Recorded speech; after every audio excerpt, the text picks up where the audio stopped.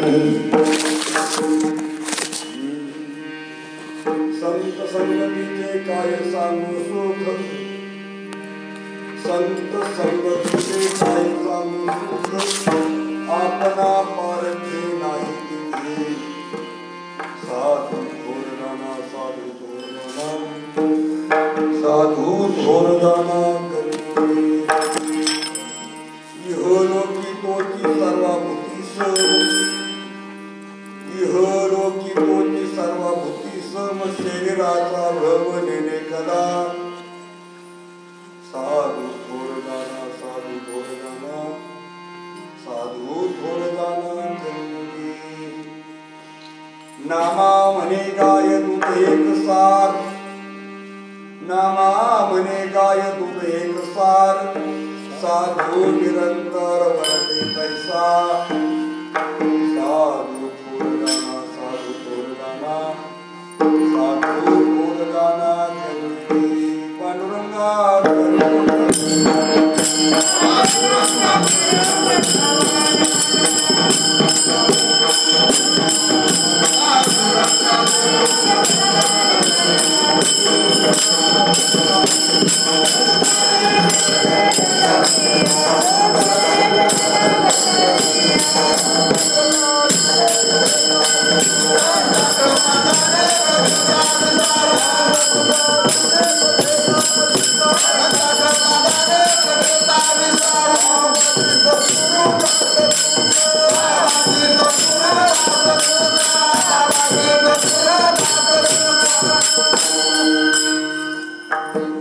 काय माझी वाणी मानेल संताशी, रंजवू चित्ताशी आपुलिया.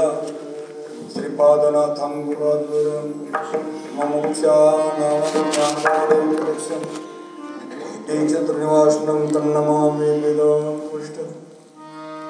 महायोगपीठे गले भीमरात्मं, वरं पुण्डलिकाय दातुं. समागतष्टं समानन्दकन्दं, परब्रह्मलिङ्गं भजे पाण्डुरङ्गम्. ॐ ब्रह्मानन्दं परमसुखदं, केवलं ज्ञानमूर्ति. द्वन्द्वातीतं गगनसदृशं, तत्त्वमस्यादिलक्ष्यम्. एकं नित्यं विमलमचलं सर्वाधिसाक्षिभूतं, भावातीतं त्रिगुणरहितं. सद्गुरु तन्नमामि, सद्गुरु तन्नमामि, सद्गुरु तन्नमामि.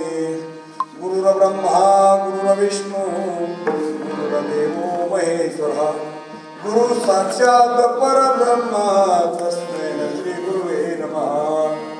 आत्मरूप गणेश केल्या स्मरण, होय सकल विद्येचे अधिकरण. ते जीवनदोनी श्री चरण श्री गुरुमूर्ती, ते नमस्कार नमन माझे गुरुराज.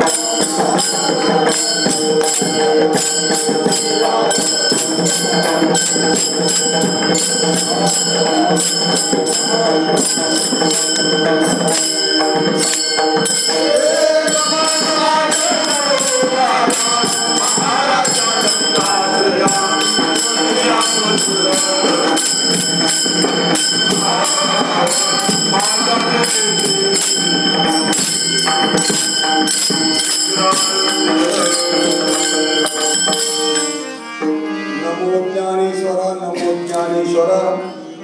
निवृत्ती उदारा सोपान देवा, मुक्ताबाई नमो त्रिभुवन भावनी. अत्यंत एकले देवाची, जगदोद्धारा लागे धैर्य अवतार. मिरविला परिवार सिद्धाईचा,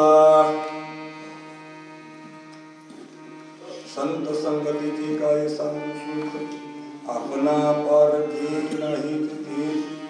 साधू थोरदाना, साधू थोरदाना, साधू थोरदाना करी. सेवेकरिता घेतलेला अभंग भगवंताचे गडीवाळ भक्त असणारे प्रेमाचे पुतळे संत श्रेष्ठ नामदेवराय यांचा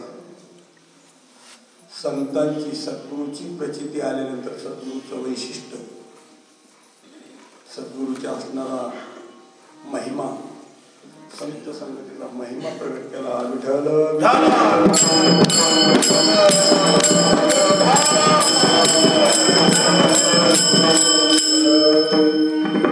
श्री संत नामदेवराय सांगतात, त्यांना जो आलेला अनुभव आहे ते सांगतात. संत संगतीचे काय सांगू सुख, कारण संत संगतीत काय सुख झालं काय सांग, कारण काय सुख आहे संत संगतीमध्ये. तर पहिली गोष्ट, संत संगतीमध्ये अपपर भाव नसतो, त्याला संत म्हणतात. ज्याला अपपर भाव नाही त्याला, ज्याला अपपर भाव आहे त्याला संत म्हणलं जात नाही. पहिली गोष्ट त्यांना ती अनुभवाला आली. कारण आपण आणि परख, आपणा पारखे नाही तिथे. कारण हाच आपण का बऱ्याच अभंगाचे म्हणजे म्हणण्याचं काम का घ्यायचा का घ्यायचा मला हाच घ्यावं वाटतं. कारण ज्यांच्या सानिध्यात राहिलं, ज्यांच्या सानिध्यात वाढलो, त्यांच्या संगतीमध्ये जो अनुभवाला आलो तो त्यांना लागणारा अनुभव आहे. म्हणून हा अभंग घ्यावा अशी इच्छा आहे. कारण ज्यांनी दादांचा अनुभव घेतला असेल, दादांना यथार्थ ओळखला असेल, दादांच्या अंतःकरणाशी ज्याची लिंक लागली असेल, तर हा अनुभव आल्याशिवाय राहणार नाही.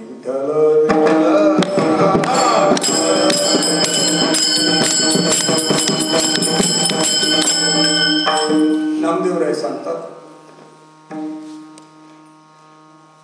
साधू हा थोर आहे, साधू हा थोर आहे, साधू हा थोर आहे कलियुगी. नामदेवराय 3 वेळेस सांगतात, साधू थोर जाना, साधू थोर जाना, साधू थोर जाना कलियुगी. म्हणजे असं म्हणायचं का त्यांना शब्द आठवले नाही म्हणून त्यांनी 3 वेळेस साधू थोर सांगितलं. तसं नाही. मागच्या 3 युगामध्ये तर साधू श्रेष्ठ होताच, पण कलियुगामध्ये सुद्धा साधू श्रेष्ठ. असे कसा आहे तो साधू, कशावर साधू ओळखायचा. तर साधूची परिचय सांगताना नामदेवराय सांगतात, इहलोकी तोची सर्वाभूती सम. इहलोकामध्ये जे 84 लक्ष योनीमध्ये असणारे सर्व जीवे, सर्व भूताच्या ठिकाणी जो समत्वाती, तो शरीर पाहत नाही, त्याला शरीराचा भ्रम नसतोही. शरीराचा भ्रम नेणे कदा, कारण त्याला शरीराचा भ्रम नसतो. मग तो कसा वर्तन करतो नामदेवराय सांगतात. नामदेवराय दृष्टांत दिलं. ते सांगतात, नामा म्हणी गाय दुधी कसार. गायी कोणत्याही कलरची असो, कोणत्याही जातीची असो, गिर असो, हॉस्टेल असो, गावरान असो, काठवाडी असो, खिलारी असो, कलरही कोणताही असो तिचा, परंतु ती गायी सार जर असेल तर दूध, कोणत्याही गायीचं दूध असलं तर दूध एक. कारण नामदेवराय सांगतात, नामा म्हणे गाय दूध एक सार. जसं 1000 गाय असले दूध एकच, लाखो गाय असले तरी दूध एकच. त्या पद्धतीने नामदेवराय सांगतात, साधू निरंतर वरते तैसा. गायीच्या ठिकाणी भेद असत, पण दुधाच्या ठिकाणी भेद. प्रकृतीच्या ठिकाणी भेद असेल, कोणी ब्राह्मण असेल, कोणी क्षत्रिय असेल, कोणी वैश्य असेल, कोणी शूद्र असेल, कशाही वर्णाचा असेल, पशु असेल, पशु अधिक असेल, सर्वांच्या ठिकाणी अधिष्ठान असणारे चैतन्य हे एक आहे. आणि महात्मा ते चैतन्य पाहत असतो. चैतन्याच्या संबंधाने विचार केला तर चैतन्य दोन नाहीत, ते एक आहे. कारण आत्मा सांगतात एका जनार्दनी एकपणे उभा, चैतन्याची शोभा शोभतसे. कारण ते चैतन्याचे सर्व ते चैतन्य एक आहे आणि महात्मा चैतन्य पाहतो. माऊली सांगतात की महात्म्याचं पाहणं हे चैतन्याच्या संबंधाने. महात्मा काय पाहतो? चैतन्य पाहतो. एरवी सर नाही, विठाला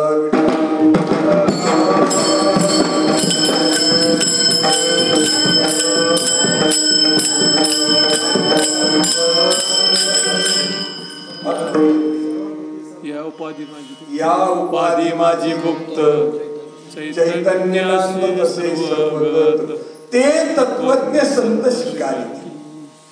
ही जी उपाधी आहे ना, या उपाधीमध्ये चैतन्य नाम आत्मा, तो सर्वांमध्ये सारखा नांदतो आणि त्याचा स्वीकार संत करतात.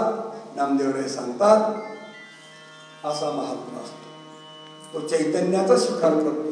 आणि आपली जी गल्लत झालेली असते ना, जीवाची गल्लत झालेली स्वरूपाच्या ठिकाणी, जीव जगताला विसरला नाही, जीव विश्वरालाही विसरला नाही, जीव विसरला स्वला आहे ना. जीव स्वरूपाला विसरला आणि साधू जीवाला स्वरूपाची ओळख करून देतो. विठाला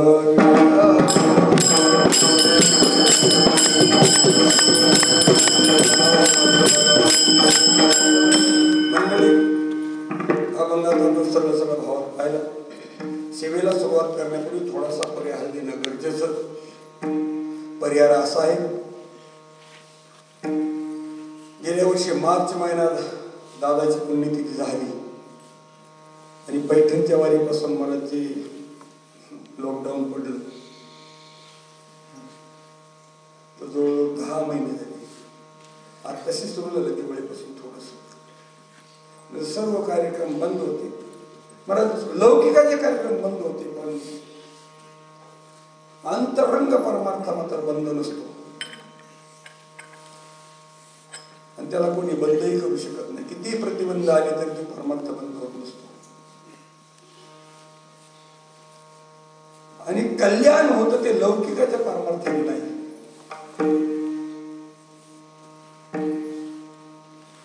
तुम्ही किती वेळा आणतात, तुम्ही किती नाचवतात, ते नाही बघत.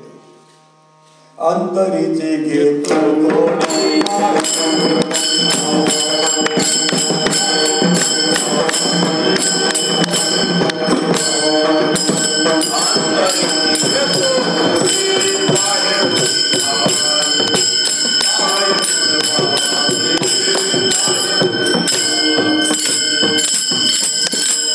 देव अंतःकरणातली जोडी घेतो, अंतरेची घेतो गोडी, अंतःकरणातली गोडी घेतो. पाहे जोडी भावाची. भाव म्हणजे काय मंडळी? भाव म्हणजे काय? आपल्याला भाव माहिती आहे का? भाव त्याला म्हणतात ज्याला अभावच नाही. परमात्म्याचा कधीच अभाव नाही, तो भावरूप आहे. तो कोणत्याच काळात नाही असं नाही. सांगा, आपलं स्वरूप कोणत्या काळात नाही? आपण जन्माच्या दिलं होतं, आपल्या मृत्यूनंतर राहणार नाही द्यायचं, त्याचा अभावच नाही म्हणजे. त्याला म्हणतात भाव. भावाची व्याख्या अशी शास्त्र सांगतं बरं काही, भाव आणि अभाव सांगताना भाव म्हणजे काय तर ज्याच्या बुद्धीतून कधी अभावच होत नाही परमात्म्याचा,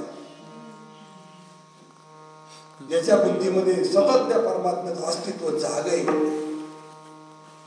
तो कोणा मला सांगतात जेथे जातो तेथे तू माझे सांगाती चालविषयी हाती धरवूया, जिथं जिथं जातो तिथे तिथं तो कोपर आहे त्या संगतीला परमात्मा, आपल्या संगतीला कोणी असा तो परमात्मा भावरूप असतो. मग आपल्याला भावरूप आहे का, मग आपल्याला भावरूप का झाला, आपल्याला अभावरूप होण्याला कारण आपणच. देव आपल्याला अभावरूप झालाच नाही, आम्ही देवाला आडवे गेलो. सांगा सूर्य कोणाला विन्मुख आहे का कधी? सूर्य कोणालाच विन्मुख नाही म्हणजे सर्वाला सदा सन्मुख आहे सूर्य. पण आम्ही त्याच्यावर नांदतो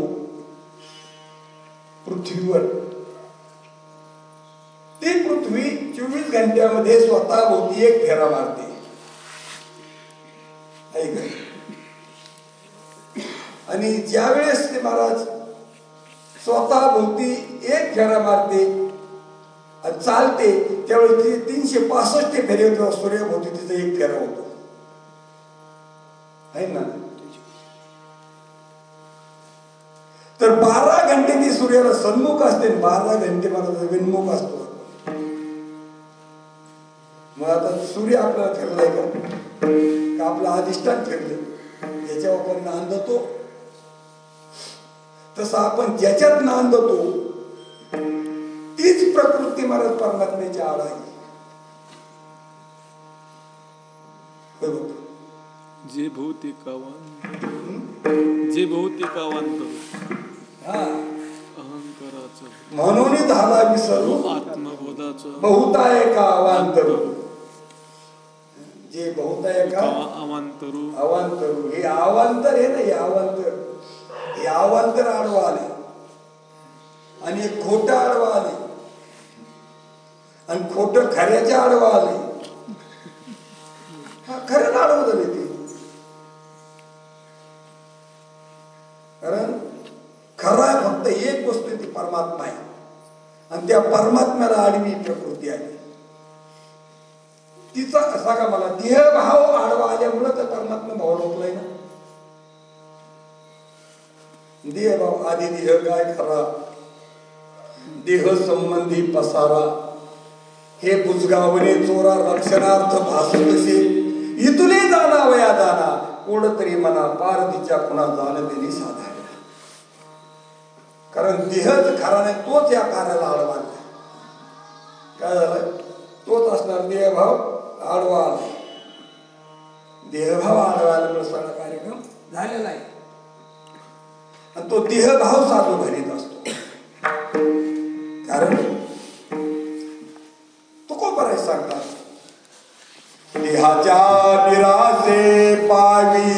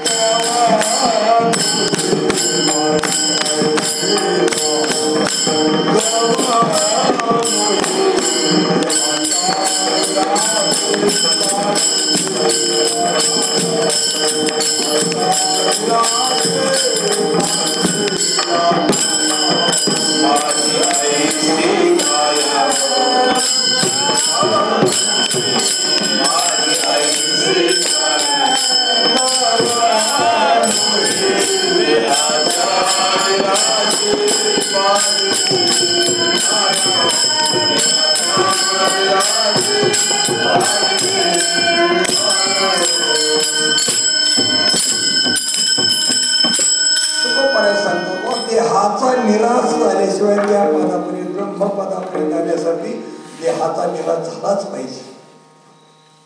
अरे ते आडवं येते आडवं काढायचं काम संत करीत असतात. आपण काय एवढं चिंतन केलं याचं? संत आपल्याला परमात्मा कधीच विनमुख नाही, पण आपलंच आपल्याला आडवं येत असतं. म्हणून महाराज हे नियोजन हे असणार दशमीचं नियोजन 1 वर्षच म्हणायचं. आता काय स्थगित झालं, आता मग 2 महिन्यापासून सुरू झालं का मग हे मेळाव्यापासून चांगल्या कार्यक्रमाला याला. तर कार्यक्रम हे करणं याचं प्रयोजन एकच आहे की आत्यंतिक दुःखाची निवृत्ती आणि परमानंदाची प्राप्ती. सगळ्याला असं वाटतं आपल्याला सुख असावं, दुःख असू नये. आणि ते दुःख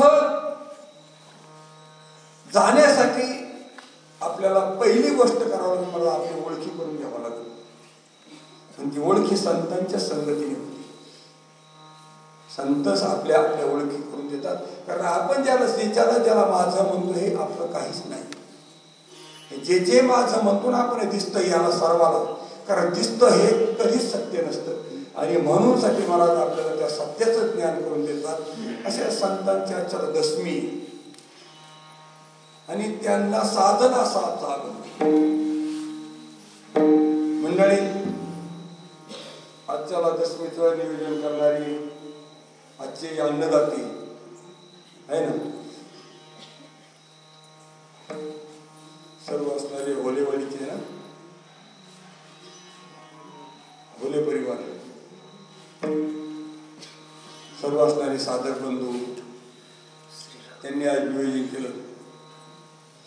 आणि सकाळी संजीव होता कोणाला म्हणजे कीर्तन तुमचंच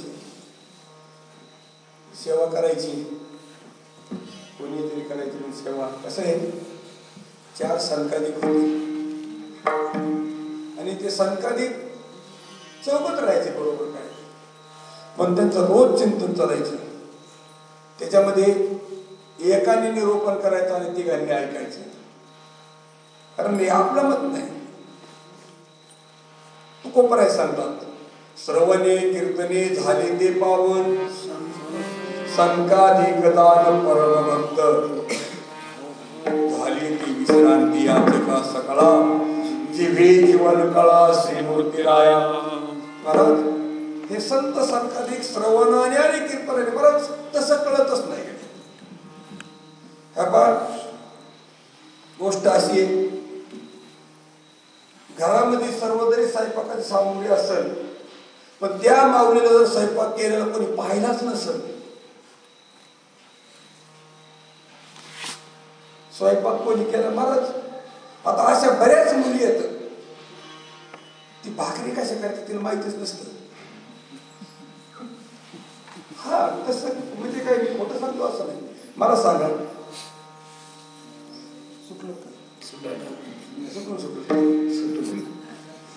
काय होत असतं माहितीये का? आता ते नर्सरी काय ते बरेच शाळेच नाव, ते बरेच शाळे येतात. पोरगी ती शाळेत जाते ना, ती पदवीधर वस्तू बाहेरच येत नाही. अशी शाळा आहेत काही. सांगा बरं तिला भाकरीचं पीठ तवा कशाला म्हणते? खाण्याशी संबंध फक्त खाण्याशी संबंध. ते बी डबा पोहोचवणार रूमवर. जिने जी गोष्ट पाहिलीच नाही, जी कधी अनुभवली नाही, त्याच्याविषयी काय करता येईल? जरी तिने पुढे डबा एखादी उपास दिली, तिने पिठा डबा घेतला तर घेऊन कागाला सोडून काय करू शकतो? कारण गोष्ट लक्षात ठेवायची. का बोलतो? श्रवणे कीर्तने झालेले पावन. ज्ञानोबा नामदेवराय सांगतात, श्रवणाच्या विषयी येऊन वैसाग साम्राज्य भुवनी सुखी नंदी. पण ऐकायची दानत नाही राहिली. न सोडावे कीर्तन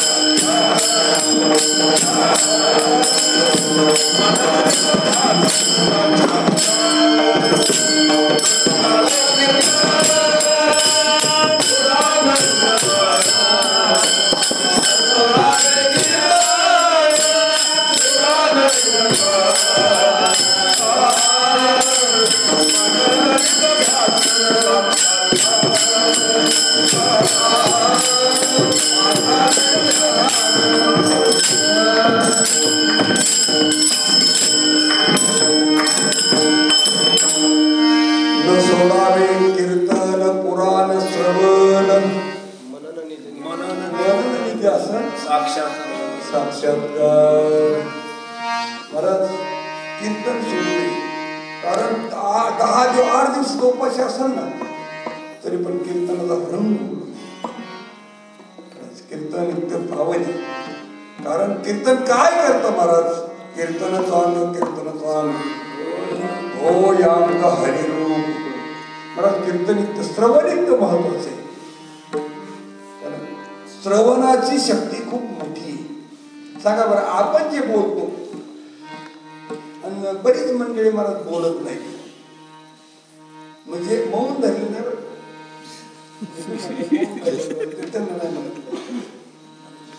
म्हणजे जे मुख मध्ये येत ते मुखी आहेत का ऐकायला येत नाही म्हणून मुखी येत. ऐकायला येत नाही म्हणून मुखी. त्यांना ऐकायला येत नाही म्हणून मुखी येत. आपण का बोलतो? आपल्या कानावर ते शब्द पडतात, ते हायब्रिड आपल्या कानावर होते, आपल्या त्या अंतकाला ते शब्द जातात आणि मग ते फरक प्रगट होतात. मग पहिली गोष्ट आहे श्रवण. काय? श्रवणम कीर्तनम विष्णू स्मरणम. कारण श्रवण हे श्रेष्ठ या आणि श्रवण करायचं जमत नाही. श्रवण केलं पाहिजे. हे बघा श्रवण केल्याशिवाय आपली वस्तू आपल्याला प्राप्तच होणार नाही. किती चिवडा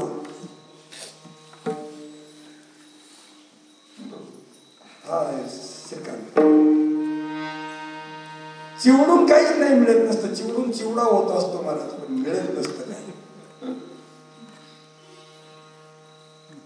श्रवणच केलं पाहिजे.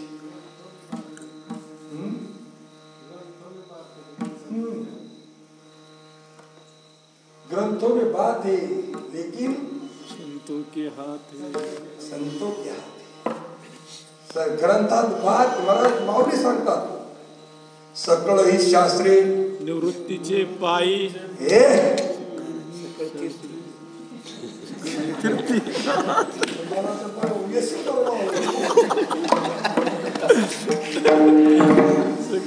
सकलही शास्त्री अविद्या विनाशाशी पात्रे वाचवणी स्वतंत्र न होती. सर्व जरी शास्त्र असले अविद्येचा नाश करायला पात्र असले पण किती वाचले तरी तुम्हाला स्वतंत्र होता येणार नाही. आणि जर झाला असतं तर व्यासांना डोक्याला हात लावून बसावं लागलं नसतं. सरस्वती नदीच्या कडाला व्यासांना डोकं धरावं लागलं. तिथे ज्यांनी 18 पोरानं 4 वेद 6 शास्त्राचा विस्तार केला होता पण शेवटी डोकं धरलं होतं. तितकं ज्ञान आपल्याला आहे. आपला हरिपाठ नीट पाठ नाही. अरे खरंच चिंतन केलं तुम्ही कसं आहे बरं. आपल्याला 4-2 टिपणे येतात फक्त 4-2 येते त्याच्यावर आपण पाहुन या ग्रंथ करावे कीर्तन. कारण ग्रंथ पाहिलेच पाहिजे. ग्रंथ हे बघा घरात साखर पावशेर चालते भागेकडे एक टाइम पावशेर पण दुकानदार जर पावशेरी गेला जमन का?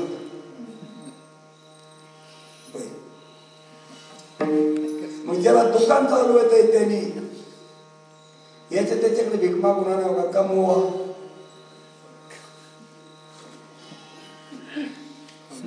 कमवलं पाहिजे. दुसऱ्याच्या ताकदीवर पहिलं होतं भावकीच्या ताकदीवर मारामाऱ्या करता तरी पण लढाई कुस्ती जर खेळतो तर स्वतःचीच ताकद पाहिजे. तसं महाराज इथं स्वतः कमवलं पाहिजे.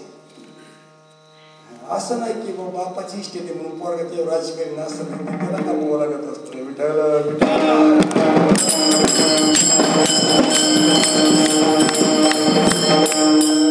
मंडळी गोष्ट अशी आपल्या अभ्यासाचं वय गडे आमच्यासारखे तुम्ही 50 शिवा लागलेली माणसं नाहीत. ठरवलं तर काही मी करण्यास सामर्थ्य येतो का नाही. पण महाराज आम्ही आळशी बनलो का नाही. आळशी किती आळशी आहेत आपण. महाराज आता पायी जर गावात जायचं म्हणलं तुम्हाला जाऊ दे आणि पूर्वीच्या काळात सगळा व्यवहार पाय होता. आता यंत्रयुगाने आम्हाला आळशी बनवली. आता गॅस शेती आल्या, ते थोडेसे मोबाईल मध्ये मला तेच ऐकत येत, तेच सांगत येत. दुसरं स्वतः काहीच केलेलं नसतं. कधी त्याने म्हणजे ग्रंथ पाहिलाय, चाळलाय, त्याच्यातून त्यातला विषय शोधलाय, मग त्याचा अध्ययन केलंय.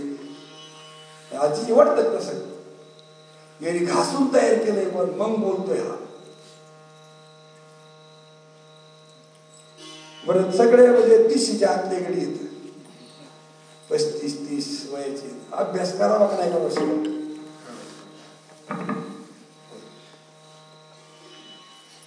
अभ्यास केला पाहिजे. तुम्ही म्हणता आम्हाला, अरे तुमचं तुम्हाला कळण्यासाठी सुद्धा अभ्यास केला पाहिजे. तुमचं तुम्हाला जर कळायचं असेल स्वरूप तर अभ्यासच केला पाहिजे. कारण अभ्यास अभ्यासच पाहिजे, अभ्यास केलाच पाहिजे. संत येणे नव्हते महाराज, झाडाचे पाने खाऊन त्यांनी महाराज ग्रंथ तयार केली. ज्ञानोबरायाला आळंदीत येऊन नाही दिलं तरी पण महाराज 9,000 सोय केल्या. 700 लोक आम्ही त्याला उघडून पाहिलं कधी बारकाई. ज्ञानेश्वरीचा विचार केला का कधी बारकाईने एका एका उभीचा नुसतं म्हणणार एक तरी उभी आलो पेट्यात तुझ्या काय अनुभव आहे सांग. दुसऱ्याला सांगतो नुसतं सांगा काय अनुभव त्यांच्या ओवीचं काय गुण माहितीये.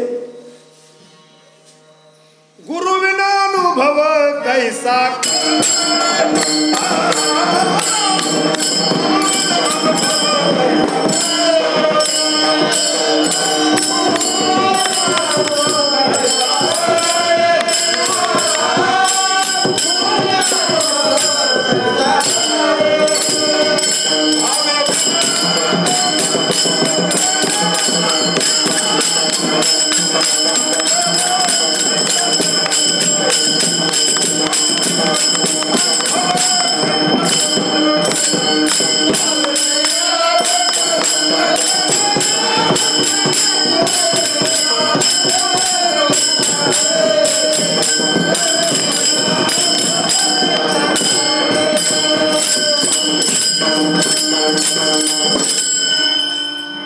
भावी विना देव न कळेली संधी, गुरु विना अनुभव काही सकळे, भावाशिवाय देव न कळे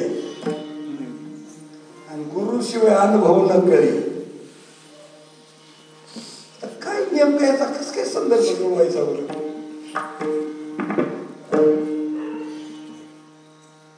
हे संदर्भ याचे आपल्याला जुळवायचाच कसा.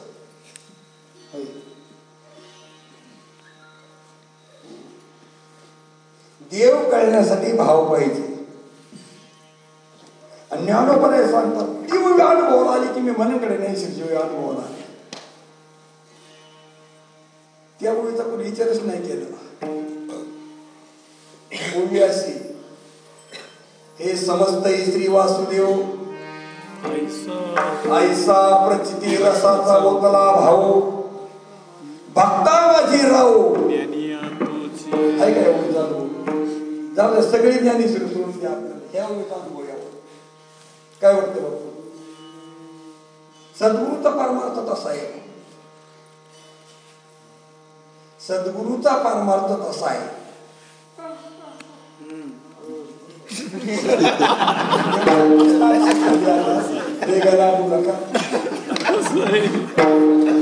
सद्गुरूचा परमार्थ तसा आहे. गोष्ट अशी आहे मंडळी,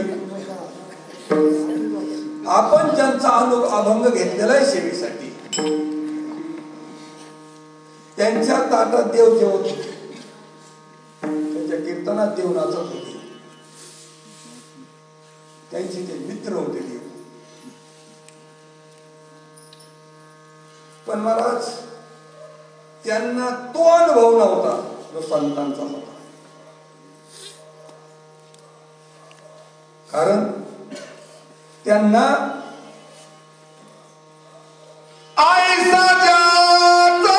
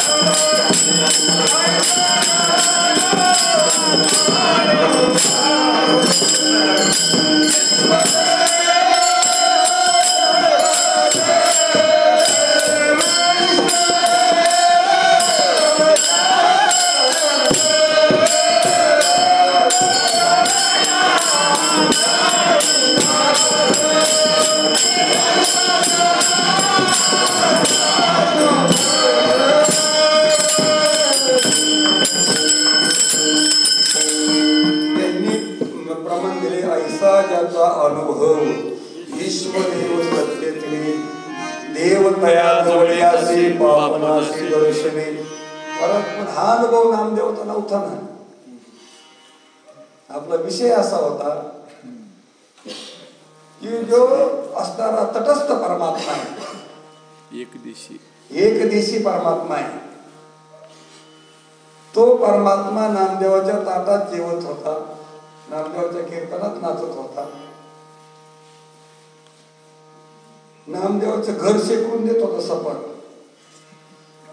आणि तो परमात्मा सांगत होता, नामदेवा माझं जर खरं स्वरूपाचं दर्शन घ्यायचं तुझं संतांना शरण. त्यांच्या गाठ्या पाहिलेली.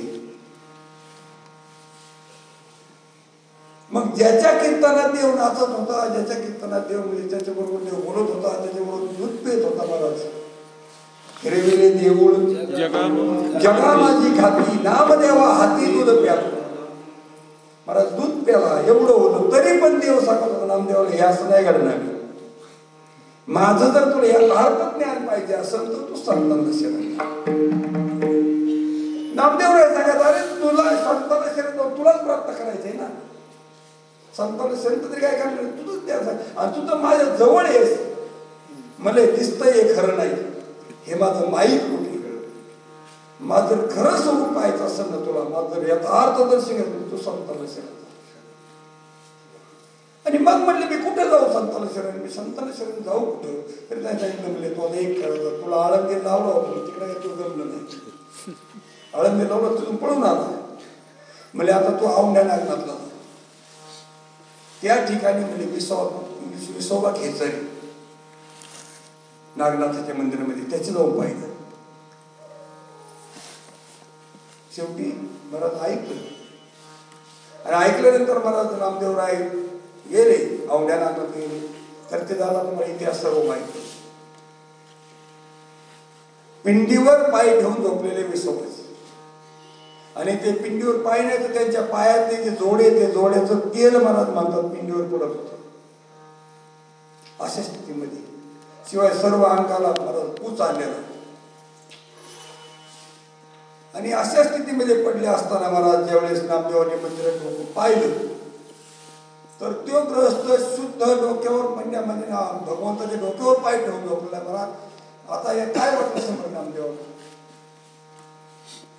महाराज नामदेवाच्या अंतःकरणामध्ये अरे अरे अरे काय म्हणजे कोण पापी असा भगवंताच्या डोक्यावर पाय देऊन झोपलाय. त्यावेळेस म्हणले बघा बाळ म्हणले मी तर गलित पात्र झाले, माझे हातपाय मला शरीर उचलत नाही, तूच जिथं पिंड नसून ते पाय.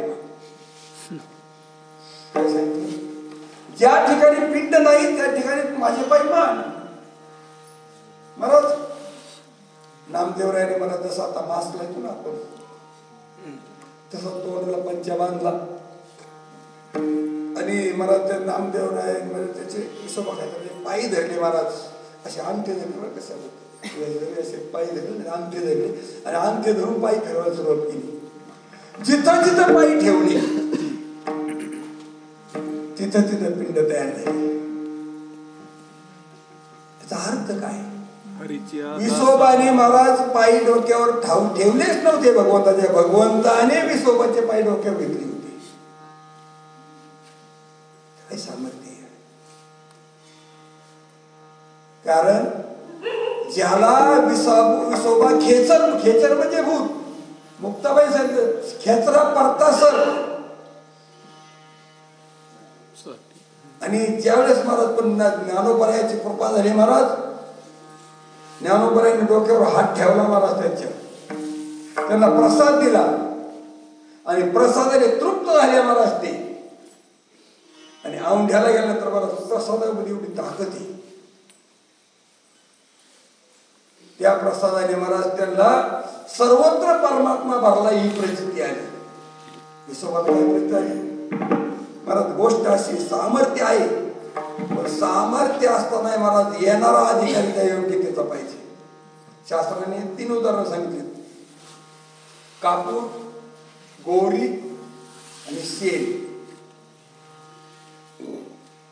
जो कर्पूर बुद्धीचा आहे, ज्ञानोबराय सांगतात कापराच्या वाती ठाईच समाप्ती झालेली किंवा नाथमाला सांगतात पाजळलेल्या ज्योती कापुराची वाती ओळीता आरती भेद नुरी. कापराला किती दिवस लागतात आगीला लागले पेटायला? अरे कापराची नागणीची गाठ पडली की लगेच पेटतो तो. माऊली सांगतात आशेविषयी काना वचनाची भेटी सरसीच पै कीर्ती वस्तू होऊन उठे कवनू एकू कवनू एकू वस्तू होऊन उठे. कोणीतरी एखादा कोटीत एखादा असतो असतेच्या पुरी रिघाले ती कोटीवरी प्राप्तीच्या पहिले तरी विपायला. एखादा कोणीतरी प्राप्तीच्या पहिले तरी राहून जातो. असा एखादा कोणीतरी अधिकारी आहे ज्याचं मल आणि विक्षेप गेलेले आणि फक्त आवरण आता शिल्लक आहे. महाराज त्याला फक्त गाठ पडायची सद्गुरूची गरज. सद्गुरू म्हणले ना ते ब्रह्म तू आहेस. झालं महाराज त्याचा निश्चय झाला की ते ब्रह्म मीच. पण जो महाराज गौर बुद्धीचा आहे, गौर बुद्धी गौरी जळते पण दुसऱ्याचे डोळे घाली ती गौर जळत नाही का? गौरी धुपत धुपत जळते महाराज ती. तसे बरेच गडी धुपत जळत असते, जळत स्वतः जळतात पण दुसऱ्याचे डोळे जाळते असं जळते. आणि एक मला तिसरी गोष्ट आहे शेण. आता शेणाची ना अग्नीची गाठ पडलं किती दिवसांनी पेटल? अग्नीला वीज विटायची पण स्वतः पेटत नाही. असे 3 प्रकारचे अधिकारी आहेत. गीता ऐकताना महाराज गीता संजय बी ऐकत होता, गीता अर्जुन बी ऐकत होता, गीता धृतराष्ट्र बी ऐकत होता. संजयाला गीतेचा परिणाम लगेच झाला. ज्याच्या अंतःकरणात लोभ मोह नाही महाराज त्याला गीतेचा परिणाम लगेच झाला. अर्जुनाच्या अंतःकरणात सगळ्याविषयी मोह होता. हे सगळे माझे तर मामा, हे माझे भाषे, हे नातू, माझे पंतू, हे बंधू, हे मुलं, हे काके, हे सर्व असले माझे तर म्हणतो. हे सगळे 18 उपशोरी सैन्य सगळं माझे म्हणतो. त्याला 11व्या अध्यायात परिणाम झाला. आणि धृतराष्ट्राच्या ज्याच्या वचनावर गीता सुरू झाली, धर्मक्षेत्रे कुरुक्षेत्रे समयोता मामका पांडव सखीम कुर्वत संजय. धर्मक्षेत्रावर कुरुक्षेत्रावर माझ्या आणि पांडूचे गेलेले आहेत तर त्यांचं काय झालेलं नाही नीट झाला मला शेवटपर्यंत. अर्जुन 11व्या अध्यायात नीट झाला. त्याला सर्वांचाच मोह होता महाराज, तो गेला. पण याला इतक्याचा मोह होता. पांडूचे सुद्धा माझे नाही म्हणलं की माझ्या आणि पांडूचे. सांगा बरं आपलं डोकं काय सांगते नेमकं? आपलं डोकं काय सांगते? धृतराष्ट्राच्या डोक्यातून आपल्या डोक्यात थोडाफार बदल आहे का? हा का नाही? 2 लोक काय असे आडवे आले काय उभे आले ते कसं काय समजायचं? धृतराष्ट्राचं डोकं आपलं डोकं सारखंच आहे महाराज. देह तर माझा वाचतो मला पण बायका पोरं सुद्धा माझीच येत नाही. अरे का नाही कसं आहे? मग आपल्या डोक्यात कधी की तशी थोडासा बोध शिरत कधी काय हरकत आहे? विचार करा आपल्याला थोडासा काय हरकत आहे?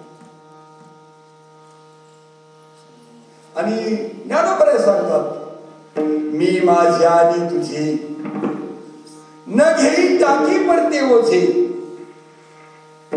मग बाप मग विजय फळतीस विठ्ठलाची.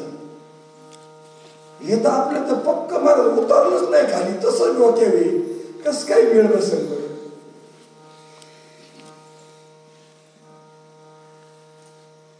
बरं कोणाविषयी आपलं हे सगळे खऱ्याविषयी का खोट्याविषयी? मग आतापर्यंत खोट्या मागे पळालेले कोण सुखी झाले? ज्ञानोबा यादी देतो बरं का. आजा मेला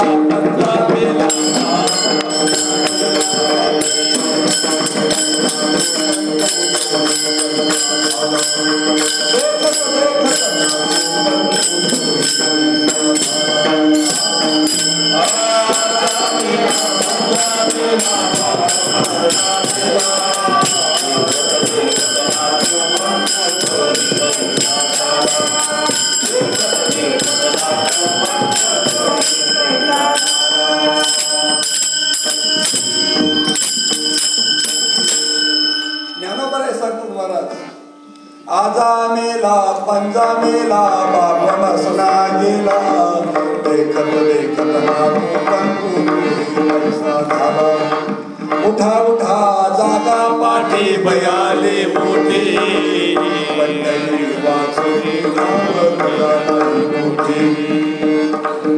किती यादी दिली मला सगळी मी माझ्यातच गेले. कुठे गेली काय ते महाराज अवघड गणित आहे. कारण मी माझं इतकं अवघड आहे महाराज, मेल्यावर सुद्धा सोडित नाही.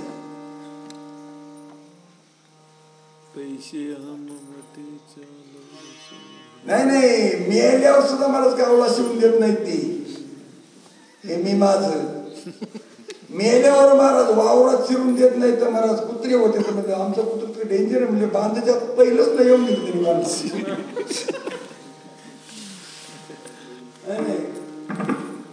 खरंय का कुठे? बरं आपल्या दारात जो कुत्रा असतो तो बाहेरचा असतो. तुम्हाला असं म्हणायचं की बाहेरचा असतो नाही महाराज, आपलाच कोणतरी कुळातला असतो. खोटं नाही. जन्म घेणे लागे मग आता ज्याची घरात वासना गुंतली, ज्याची जमिनीत वासना गुंतली. नाही नाही खरं सांगा काय होईल बरं त्याच?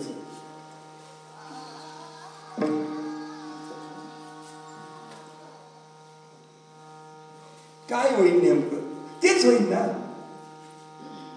महाराज. याला आड येणारं कारण महाराज आपला देहभाव. म्हणून महाराज मी माझ्या आणि तुझे न घेई टाकी पडते ओझे. आणि ओझ आहे आणि आमच्या डोक्यावर पक्क आहे महाराज. नामदेवाच्या कीर्तनात देव नाचत होतं डोक्यावर होतं. हे ओझ डोक्यावर होतं. पण महाराज ज्यावेळेस भगवंताने कृपा केली, अनेक त्याने कृपा केली की काही होत असतं. त्याने ठरवलं ना पाप्याला पुण्यवान करायचं सामर्थ्य त्याच आहे. तो सहाय्य झालाय ना. आता ज्ञानोबा सांगतात ज्याला भूक लागलेली, भूकची वेळ आणि भूकची वेळ जगन्नाथाने राखली. ते म्हणले आता तांदूळाचा भातोय ना असं नाही बरं का. गारी गारी गारा असतात ना, गारा शिजायला घालायच्या बघा त्याचा तांदळाचा भात होईल तयार. एवढं सामर्थ्य त्यो सहाय्य झालेलं. आणि म्हणून नामदेव रायाला महाराज भगवान सहाय्य झाले. सांगितलं म्हणजे जा विसर्वाकी. आता पाठवणारा कोण होता महाराज? ज्या वेळेस विसोबा क्षेत्राने महाराज सेवा घडली, सहज सेवा घडली महाराज त्यांची. आणि सेवा घडल्यानंतर महाराज विसोबा क्षेत्राने महाराज त्यांच्या हाता मस्तकावर हात ठेवला आणि महाराज त्यांना उपदेश केला. काय केला असं ते त्यांनाच माहिती. पण एकच उपदेश करण्यासाठी शास्त्राने सांगितलं, वेदाने सांगितलं आहे की तू ब्रह्मरूप आहेस. काय सांगितलंय? तत्त्वम असी, ते ब्रह्म तू आहेस. हा उपदेश केला. पण आता जर शेणबुद्धीचा असेल त्याला कधी पटल? शेणबुद्धीचा मी कस काय ब्रह्म? मी तर दिसतोय 3.5 हाताचा मी असणारा, मी माझी बायको माझे पोरं हे सगळे माझे, मी कसा ब्रह्म? ब्रह्म तर व्यापक आहे, मी कसा ब्रह्म? अशी बुद्धी. परंतु महाराज अधिकारी व्यक्ती आहे, नामदेवरायासारखा अधिकारी व्यक्ती, चांगदेवरायासारखा अधिकारी व्यक्ती, चांगदेव चांगला झालेला आहे देवाच्या माहितीचा, तो चांगदेव, चांगदेव. आणि चांगलं व्हावं लागतं मग देव होतो. आणि महाराज असा असणारा अधिकारी व्यक्ती महाराज सद्गुरूची कृपा झाली, आणि सद्गुरूची कृपा झाल्यानंतर महाराज त्याला जे आतापर्यंतचे अनुभव होते, भगवंतांना भेद होता, भक्ता राखे पायापाशी दुर्जनाने संभारी. महाराज संतांचं तसं नाही. दुरितांचे तिमिर जावो, विश्वस्त धर्म सूर्य पाहो, जो देवांची महाराज संतांचं म्हणणं ही या असणाऱ्या दुष्ट माणसाचा दुष्टपणा जावा आणि त्यांना सद्बुद्धी उत्पन्न व्हावी. देव म्हणून का दुष्टाची दुष्टबुद्धी जावी? महाराज देव काय करतो? महाराज घेऊन या चक्र गदा, हाची धंदा करीत असे, भक्ता राखे पायापाशी दुर्जनाशी संभारी. दुर्जनाचा काटा काढतो आणि भक्ताचं रक्षण करतोय, देवाचं कर्तव्य. मग देवाकडे भेद आहे. पण महाराज ज्यावेळेस महाराज संतांकडे पाहिलं, महाराज ज्ञानोबाईकडे, ज्यांना खापर मिळून दिलं नाही, कोणी विसोबानी मातुगिरी मिळून दिली नाही महाराज, त्या विसोबाला नामदेवाचं गुरु करण्याची शक्ती गुरु केलं त्यांनी. कोणी? ज्ञानोबांनी. ज्यावेळेस बारकाईने विसोबाने पाहिलं, ज्यावेळेस नामदेवाने पाहिलं ना, त्यांना असा अनुभव देवात भगवंतात किती बदलली.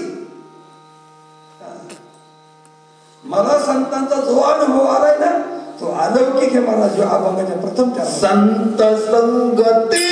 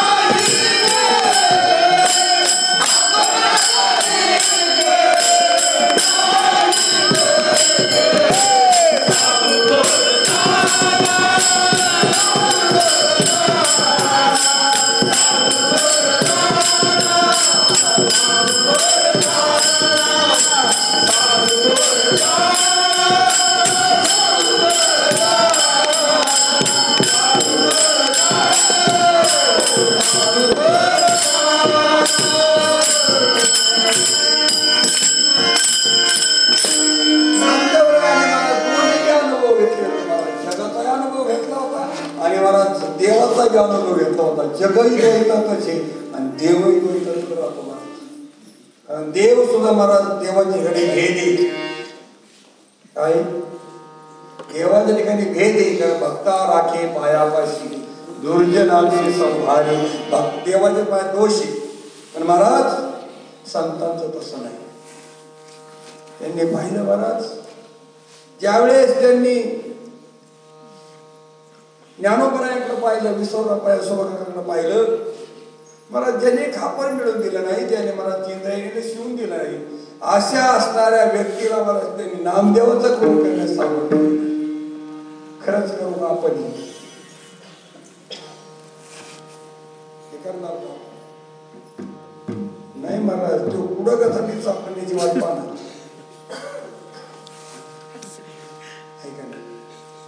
महाराज अशा महात्म्याच्या संगतीत होतो आपण. महाराज त्यांनी कधी भेदच पाहिला नाही. आपण सारखे करीत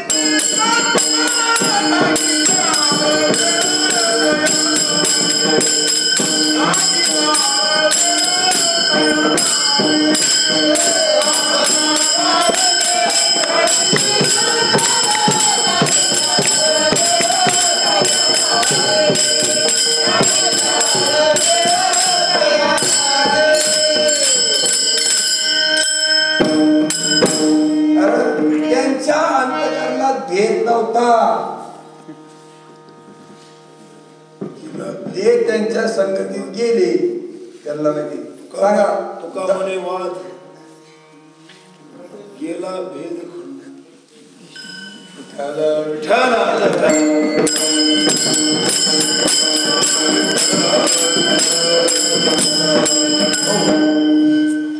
दादांचा अनुभव आम्हाला असा आहे. दादांकडे जर समजा परडीवर जर गेला, परडी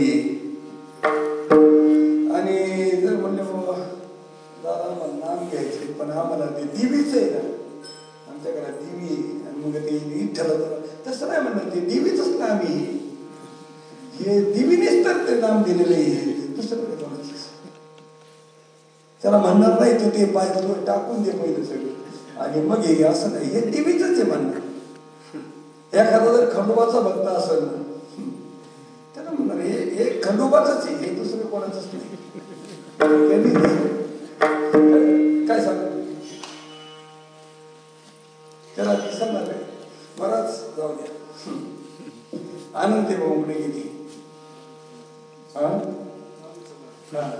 आनंद भाऊकडे गेले, म्हणजे बुवा मी स्वामी समर्थाकडे. अहो हे म्हणजे स्वामी समर्थांचंच आहे, हे फक्त तुमच्यापर्यंत पोहोचवायचं काम माझं आहे, त्यांचंच आहे म्हणजे.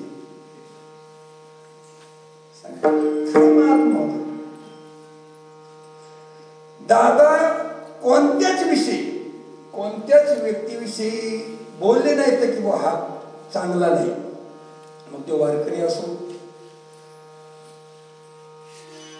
आपले सायकल महाराज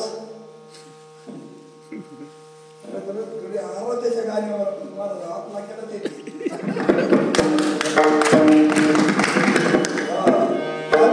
महाराज झगडे महाराजांचं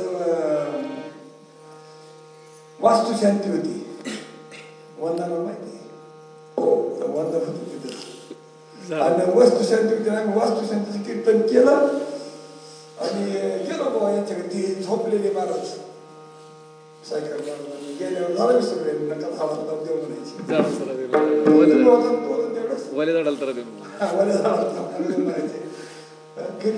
म्हणजे. पण तरी पण महाराज एवढं असताना त्यांना महाराज आपलंसं केलं, त्याग नाही केला. एवढं सामर्थ्य महाराज, इतकी महाराज ऐक्यता त्यांच्या अंतःकरणामध्ये, एवढं विशाल अंतःकरण होतं महाराज त्यांचं. बरं त्यांचा शब्दच असा होता, ते बोलले ना की पुढचा माणूस मला ढिलाच पडला पाहिजे. आणि बोलणं इतकं नरम ना महाराज. हो साच आणि मवाळ नितले आणि रसा शब्द जसे कल्लोळा अमृताचे. ज्ञानोबराय सांगतात तसंच इतके मवाळ शब्द होते महाराज. या भंगातला संत तंत त्यांना जोडतो महाराज. कारण आपणही म्हणावंच महाराज, संत संगतीचे काय सांगू सुख, आपण पारखे नाही तेथे. मला त्यांच्याकडे आपलं परख नव्हतंच, कधीच नाही मला त्यांनी आपलं परख पाहिलं. पोस्ट म्हणे तुमच्या नावाचे टपाल निघले, पोस्ट म्हणे तुमच्या नावाचे टपाल निघले म्हणे. ते सांगायचे मी फक्त पोस्ट म्हणून काम करतो म्हणे, तुमच्या नावाचं टपाल आहे. सहज मला सहज बोलायचे आणि सहज बोलणे हित, सहज बोलणे हित उपदेश. आणि मला सायास करून शिकवायचे. किती सायास महाराज. आम्ही पूर्वीचेच भजनी, पूर्वीच म्हणजे चांगले आम्ही असे चांगले मानणारे होतो. आणि आमचं दैवयोगाने महाराज आमची दादांची गाठ पडली 94 साली बेलवंडीच्या मेळ्यामध्ये. दादाचा आमचा तोपर्यंत परिचय नव्हता. आमची तर झेंडे गुरुजींनी संजीची पाहुणी आणि त्यांनी अनुग्रह घेतला. आणि अनुग्रह घेतल्यानंतर महाराज आम्हाला वाटलं घ्यावं म्हणून, आणि म्हणून आम्ही बी महाराज आपल्याला घ्यायचं आहे. आमच्या गावात झाला खेळ काय बाकी नाही गेलो. सप्ताह तिसऱ्या दिवशी मोडला होता.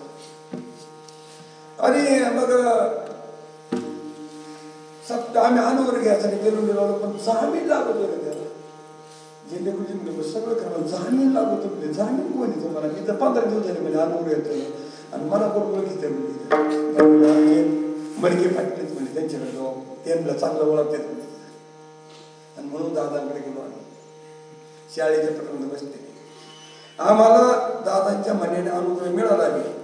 पण आता बरेच अधिकारी मंडळी आहे महाराज. अधिकाऱ्यांमध्ये काही जामीनदार असतात महाराज. जामीन होतात पण तो परत गेला का आला का मेला काहीच बघत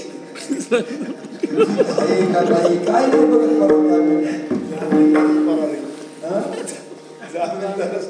जामीनदार फरार आम्हाला अनुग्रह. दादा आठवड्याला दर शनिवारी दादा संध्याकाळी यायची. त्यावेळेस त्यांच्याकडे स्कूटर होती काही दिवस. हा स्कूटर होती त्यांची. कशा राखेवर बोलत होती का पाण्यावर आम्हाला कधी माहितही झालं नाही महाराज. एकदा असे आले महाराज घाटात जाऊन पावसाने गाठलं ते तिला पाणी गेलं पडलं बघ. मग आता ढकलीत महाराज गाडी घेऊन आली गावात. कोण करीन बरं एवढं महाराज. दर आठवड्याला यायचे आमचे महाराज. आमचे रोजचे आलं की चिंतन करून घ्यायचं, रात्रभर चिंतन करून घ्यायचं आणि सकाळच्या वेळी जायचं. काय संबंध होतं त्यांचा नाव. पण महाराज अंतःकरणातली ओढ अशी होती की सर्वांचं कल्याण व्हावं, जग सुखी व्हावं, ही अंतःकरणामधली भावना आहे. ज्ञानोबराय सांगतात, नामदेवराय सांगतात किंवा संत संगतीचे काय सांगू सुख आपण पारखे न. हे खरं संतांचं लक्ष आहे. संत त्याला म्हणतात महाराज की त्याची समत्व बुद्धी होती. अर्जुना समत्व चित्ताची तेची सारदान योगाची जे मन आणि बुद्धीची ऐकी आधी त्याचं समत्वात चित्त येतं महाराज. त्याला साधू म्हणतात. आणि तो साधू सामान्य नाही महाराज. ते आज आहे असं नाही. बाबा कबीर सांगतात महाराज. ते सांगतात हर एक युग में आवता धरे पीर संत ते संत. काय ते सगळं संत बीज पलटे नाही. संत बीज पलटे नाही. युग गए अनंत. हर एक युग में अवतार धरे फिर संत ते संत. महाराज ते जन्माला येतात, रूप बदलतात, पण त्यांची संत ही वृत्ती असते आणि संत ही वृत्ती सतत तशीच असते. तिच्यात बदल होत नसतो. आणि नामदेव हेच सांगतं की आम्हाला तो अनुभव आला. 3 युगामध्ये माझी संतांची आठ पडली. 3 युगामध्ये माझा हेच अनुभव आहे की साधू थोरच आहे, साधू थोरच आहे. आपण दुसऱ्याच्या साधू थोर जाना, साधू थोर साधू थोर जाना, साधू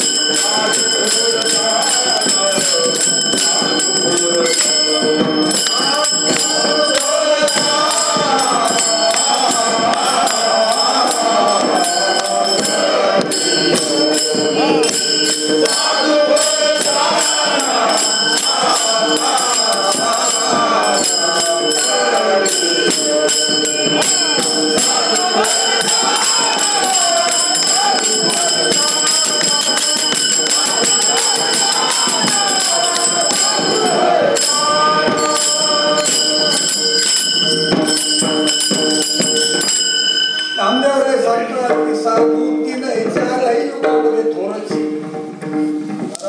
साधू सामान्य नाही, संकाधिक संत होऊन गेली.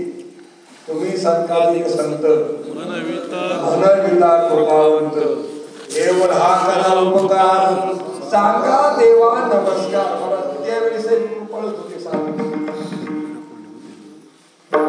साधू कृतयुगामध्ये मी कृपाळच होते आणि द्वापरात कृपाळूच होते आणि कलियुगामध्ये कृपाळूच. कारण साधूची कृपा कधी, कारण कृपेला स्वतंत्र असं येत नाही. कृपा ही साधूच्या चरणाशी आली, शरणाशी आली. कृपेशी स्वतंत्र जन्म नाही. साधू कृपा उपजे साधूच्या ठाई. कारण साधू कृपा, साधू जवळ कृपा नांदते आणि म्हणून मला साधू कृपाळू येते.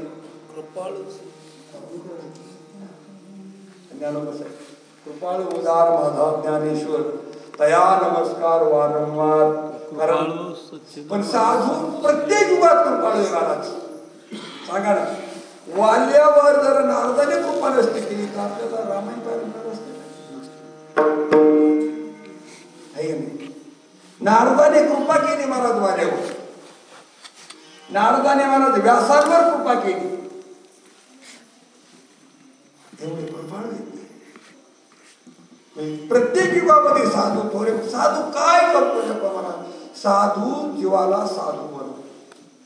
साधू म्हणजे रंगाचा नाही, साधू देशाचा नाही, साधू गुणाचा आहे. साधूचा एकच गुणी. साधू त्याला म्हणतात की ज्याला जग साधू दिसत. मग ते म्हणतात आपणा सारिके करीते तात्काळ नाही काळ वेळ तयार की. आपणासारखं करतात म्हणजे काय करतात? साधू जीवाला ब्रह्म करतात. काय करतात?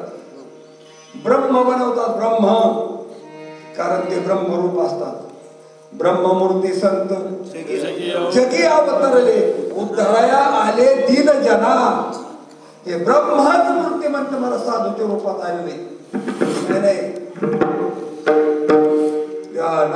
ज्ञानोबराय सांगतात ना, उघडे परब्रह्म सद्गुरूची मूर्ती पूर्वी तसे आर्त शिष्याचे.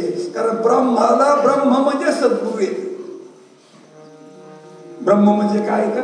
सद्गुरू येत आणि ते ब्रह्म मला सर्वात समी. आपण काय म्हणतो? ब्रह्म सर्वगत सदा सम तेथे आणून आहे विषम. ऐसे जाणते ते बहु दुर्गम तयाची भेटी झाली या भाग्य परम. असे जाणणारे फक्त संतच. ते कसं जाणतात? त्या सर्वांमध्ये माझा एक परमात्मा नाटला आहे. सर्वांगटी राम देहादेही एक सूर्य प्रकाशक सहस्रस्वी ही दृष्टी संतांची आहे. म्हणून नामदेवराय मला तिसऱ्या चरणात सांगतात यहलोकी तोची सर्वभूत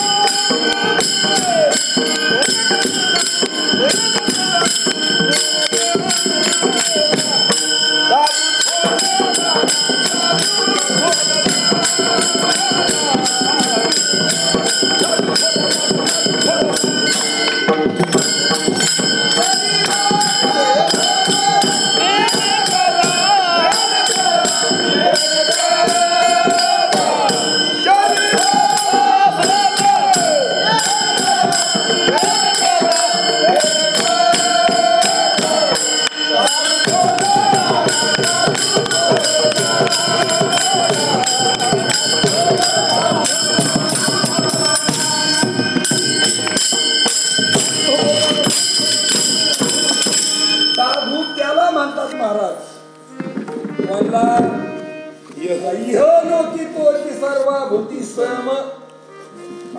सर्व भूतामध्ये जे सम आहे त्याला पाहतो त्याला साधू म्हणतात. शरीराचा भ्रम नेणे कदा. संत काय करतात?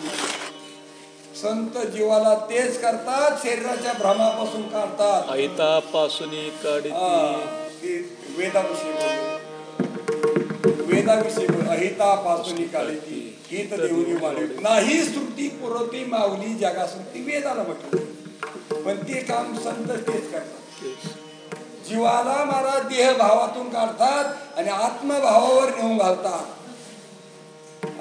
ही गोष्ट संतांची. संत ही गोष्ट करतात कारण आपल्याला दुःखाला कारण देहभाव आणि त्या देहभावातून महाराज साधू काढून आत्मभावावर आणून घालतो महाराज. प्रबोध म्हणजेच आत्मभाव. प्रबोध म्हणजे काय? प्रबोध म्हणजे आत्मभाव. प्रबोध म्हणजे जाग करणं. कुठं जाग केला आम्हाला? आमच्या स्वरूपाच्या ठिकाणी जाग केलं. कुठं जाग केलं? स्वरूपी मिळविले नाव ठेविला भेद सुखे मिनी तुलोगा शून्य सारून तिथे ऊर्ध्वमुखी आळविला सोहम शब्दाचा नाद आरूप जागविला दाता घेऊन या छंद घेऊन याला निजे तत्व निजे बोध स्वरूपी मिळविले नाव ठेविला भेद. ऊर्ध्वमुखी आळवला म्हणजे वर तोंडे काय खायचं? अरे बुद्धीच्या मुखाने आळवला. बुद्धीच्या हा कुठं आळवला? हो बुद्धीच्या मुखाने आळवला. मी आणि मी दे तरी कोणत्या मुखाने आळवतो आम्ही? अरे बुद्धीने ठरवलंय ना आम्ही देह. आणि साधू महाराज त्या बुद्धीला फिरवतो. काय करतो? मी देह म्हणणारी बुद्धी महाराज तिला मी ब्रह्म म्हणायला होतो महाराज. मी ब्रह्म अशी म्हणणारी बुद्धी महाराज काय केला? या बुद्धीने छंद घेतला महाराज. तो आरूप परमात्म्याला जागा केला. म्हणजे काय केला? अंतःकरणात त्याला जाग केलं महाराज. आणि काय परिणाम? घेऊन आला दान निज तत्व निज बोध. अरे ते ब्रह्म तूच हे साता असा बोध घेऊन आला आणि स्वरूपात मिळवून टाकलं महाराज त्याला. आणि कल्पित भेद ठेवला. कोणता भेद ठेवला त्यांनी?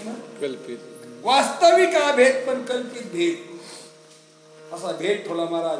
आणि मग महाराज कारण व्यवहार आणि परमार्थ यांची खिचडी कधी होत नसते ना. व्यवहार व्यवहाराच्या जागेवर परमार्थ परमार्थाच्या जागेवर.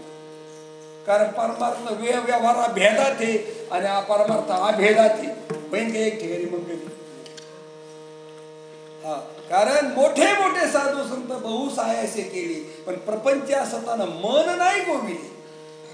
कारण बुद्धीच्या ठिकाणी, मनाच्या ठिकाणी त्यांचा पक्का निश्चय होता की दिसतंय सर्व येरते माईक हे, दुःखाची जनती आहे, नाही आधी अंत्य अवसानी. असा बुद्धीचा निश्चय झाला. म्हणून ते सांगतात की एक सत्य गोष्ट आहे, ती तुला साधूला माहिती आहे, आणि ती म्हणजे ब्रह्मवस्तू, ती म्हणजे आत्मवस्तू, ती म्हणजे कुटस्थ वस्तू, आणि ती म्हणजे साक्षी. त्याला अनेक नावं येतात, पण ती मात्र सर्वांमध्ये सम आहे. तसं गाडगे लहान मोठे रांजणापर्यंत अनेक येत, अनेक गाडग्यामध्ये आकाश मात्र एक आहे. किती आकाश? तसं अनेक जीव आहेत महाराज, अनेक प्रकृत्यात. या प्रकृतीमध्ये आत्मवस्तू मात्र एक आहे, आणि त्या आत्मवस्तूची ओळख संतांना झाली असती. आणि मग ते सांगतात हे लोकी तोची सर्वाभूती सम. कसा आहे तो सम? हे साधूचं पान आहे. शरीराचा भ्रम नाही एखादा साधू शरीराचा भ्रम जाणत नाही, तर ते एकच वस्तू जाणतात, ते म्हणजे आत्मवस्तू. काय जाणतात? आत्मवस्तू. आणि ती आत्मवस्तू सत्य आहे, आणि आत्मवस्तू बाकी सगळं मिथ्या आहे. काय? एक आत्मवस्तू सत्य आहे, आणि एक लक्षात ठेवा, जगत सत्य झाले का तुमचा परमार्थाचा पोचारा झाला. जगत सत्य झालं ना की तुमचा परमार्थ नाही राहिला मग काहीच. कारण वेदांताची इमारत ही या तत्वावर जीवन जागी जी म्हणजे उभी आहे की जगत मिथ्या आहे, ब्रह्म सत्य. या तत्वावर जगत ज्या अक्षरी सत्य होईल ना महाराज, की परमार्थ आपला संपला. जगत कधी सत्य नाहीये.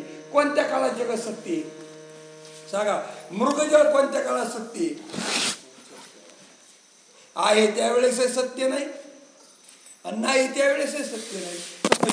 तसंच आहे, त्यावेळेस सत्य नाही, आणि नाही त्यावेळेस सत्य नाही. साधूचा बोध असा आहे.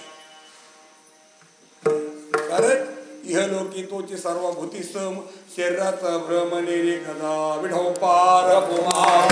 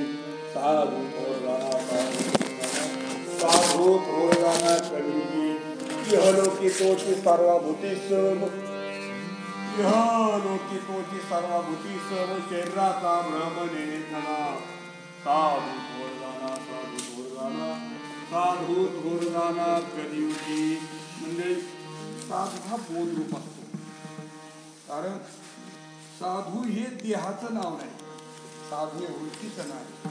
साधू ही वृत्ती आहे. म्हणून साधू बोध झाला नुरोनिया ठेला ठाईचा मुराला अनुभव. कारण साधू बोधरूप झाला, बोलरूप झाल्यावर मला तो नुरोनिया उरला नाही राहिलाय बी. आता उरला नाही उपाधी रूपाने आणि तत्व रूपाने राहिला. आता उरला नाही उपाधी रूपाने आणि तत्व रूपाने उरला. नुरोनिया ठेला ठेला तत्व रूपाने आणि नुरोनिया मला म्हणजे उपाधी रूपाने. आता ठाईचा मुराला ठाईचा म्हणजे स्वरूपाच्या ठिकाणी तो एक त्याला पावला असा अनुभव आहे त्याचा. असा साधू असतो महाराज. तो साधू म्हणजे आपले परम भाग्य मंडळी काही मनाकडे खूप मंडळी महाराज या जगामध्ये अनेक संत प्रकाराचे येतात. पण आत्मज्ञानी संत भेटणं तत्वज्ञानी संत भेटणं मला अवघड आहे. आणि ते महात्मे आपल्याला भेटले. दादांच्या रूपात भेटले मला श्रीपादाच्या रूपात भेटले आपल्याला मला ते रामदासाच्या रूपात भेटले. आणि त्यांनी त्या तत्वज्ञानाचा आपल्याला तत्वज्ञान महाराज त्यांनी पाजलं. ते असणारे जे महाराज सांगणार 17वीचे स्तनदेशी अनुहाताचा हल्लोगाशी समाधी पोधे पुजावची निजोनिया म्हणून साधका तो माऊली. 17वीचं स्तन म्हणजे मला अनहाताचा धोडी. या असणारं जे ह्या लोकांमध्ये व्यापक असणारं परमतत्व त्या तत्वाचं दर्शन करून साधू देत असतात. असे साधू श्रेष्ठ साधू महाराज आपल्या जीवनामध्ये आले. त्यांनी आपलं कल्याण केलं महाराज. आता कल्याण त्यांनी केलं पण आता आपलं कल्याण किती झालं हे आपल्या योग्यतेवर अवलंबून. कशावर? विद्यार्थी गुरुजी शिकवताना काहीच कमी करीत नाही मला. पण आपल्या बुद्धीची झेप कितपर्यंत तिथपर्यंत. मग काहीची मला कलेक्टर होण्याची झेप आहे आणि काही शिपाई होण्याची झेप आहे आणि काही एवढं शिकून बी गुराकडे गुरुजीचा दोष आहे त्या. साधूच्या शिकवण्यामध्ये काही फरक नाही. आपला अधिकार कसा आहे महाराज अधिकार परत आपण त्या पदावर जातो. ज्याचा अधिकार त्या पदाचा आहे ते पदाला गेले नाही अधिकार ते म्हणत त्यांना वाटतं आम्ही खूप शिकलो पण शिकून काय फायदा आहे. त्याचं फळ आपल्याला मिळत नसेल आणि तिथं संतांच्या शाळेचं फळच असे म्हणत त्या सर्वत्र परमात्मा भरलाय अशा पद्धतीचा विषय. कारण बुद्धिनिषय आत्मज्ञान ब्रह्मरूप भावा आपण ब्रह्मनिष्ठ राखे पूर्ण तत्परायण अहोर्निशी असा बुद्धीचा निषय साधून झालेला असतो. आणि ते जीवनामध्ये कसं राहतात महाराज नामदेवराव शेवट सांगतात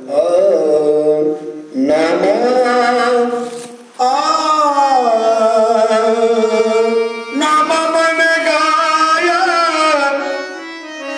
दूध